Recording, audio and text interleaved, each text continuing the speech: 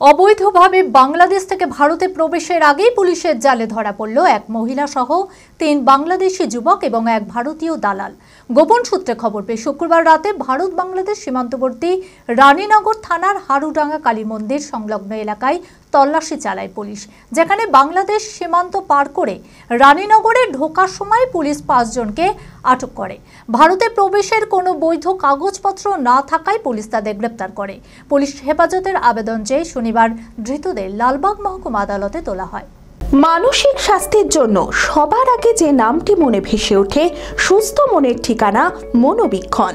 যোগাযোগ নাম্বার 7477799516। গোপন সূত্রে খবর পেয়ে শুক্রবার রাতে ভারত বাংলাদেশ সীমান্তবর্তী রানীনগর থানার হারুডাঙ্গা কালী মন্দির সংলগ্ন এলাকায় তল্লাশি চালায় রানীনগর থানার পুলিশ।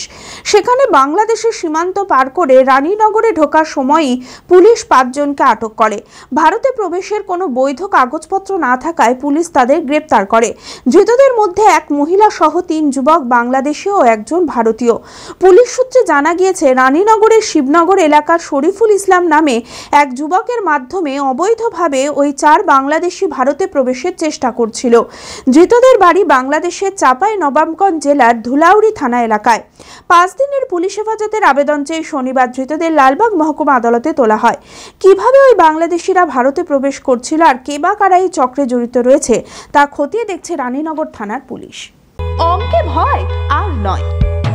আপনার সন্তান কি অমনোযোগী, বয়স হিসেবে পিছিয়ে পড়ছে, পড়াশোনা মনে রাখতে পারছে না? তাহলে আর দেরি না করে আজই আসুন মাইন্ড মন্ত্র অ্যাবাকাসে।